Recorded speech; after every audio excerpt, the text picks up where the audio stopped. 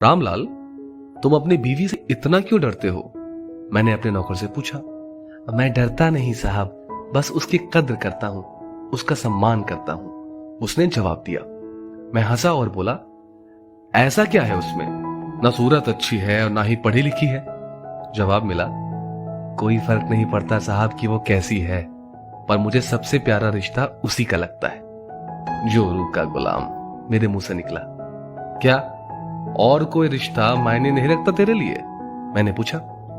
उसने बहुत इत्मीनान से जवाब दिया, साहब, माँ बाप रिश्तेदार नहीं होते, वो तो भगवान होते हैं।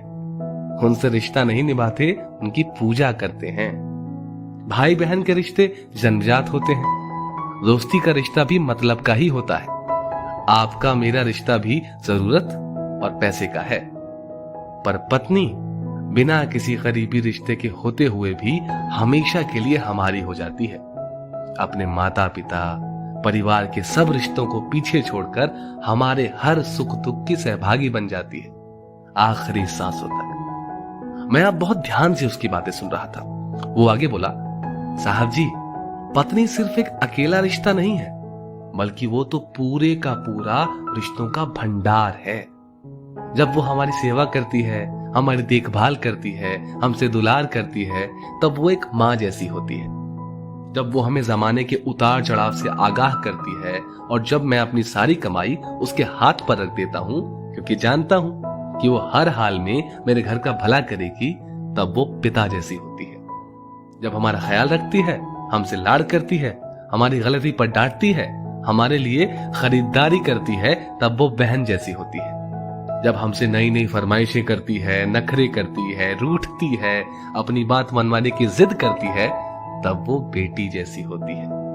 जब हमसे सलाह करती है, मशवरा देती है, परिवार चलाने के लिए नसीहतें देती है, झगड़े करती है, तब वो एक दोस्त जैसी होती है। जब वो सारे घर का लेन देन, खरीदारी, घर चलाने की जिम्मेदारी उठाती है, तो वो एक मालकिन जैसी होती है। और जब वही सारी दुनिया को, यहां तक कि अपने बच्चों को भी छोड़कर हमारी बाहों में आती है, तब वो पत्नी प्रेमिका, हमारी अर्धांगिनी और आत्मा होती है, जो अपना सब कुछ सिर्फ हम पर न्यौछावर करती है।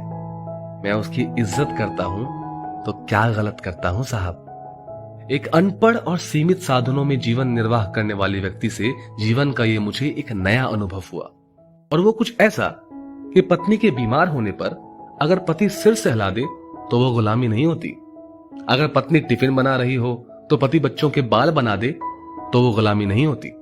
पति नहाने के बाद तौलिया बिस्तर पर फेंकने की बजाय खूंटी पर टांग दे तो वो गुलामी नहीं होती। काम से लौटने पर पत्नी की मनपसंद चीज ले आए तो वो गुलामी नहीं होती। अगर पत्नी सफाई में लगी है, पति उसके लिए चाय बना दे तो वो गुलामी नहीं होती।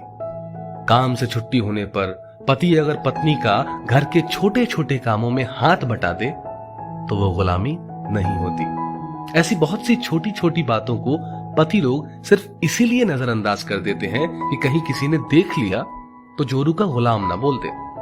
जिंदगी आपकी है, पत्नी आपकी है, उसकी जिम्मेदारी आपकी है। लोगों के पास क्या है? सिर्फ जुबान नहीं चलाएंगे तो खाना कैसे बचाएंगे? ऐसे लोगों पर बिल्कुल भी ध्यान ना दें।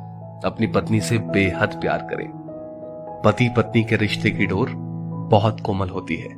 आपसी प्यार और सम्मान से ही इसे मजबूत बनाया जा सकता है। दोस्तों, स्टोरी को लेकर आपकी क्या राय है, नीचे कमेंट करके जरूर बताइएगा। और ऐसे ही और भी बेहतरीन वीडियोस के लिए हमारा पेज जरूर फॉलो करें। धन्यवाद।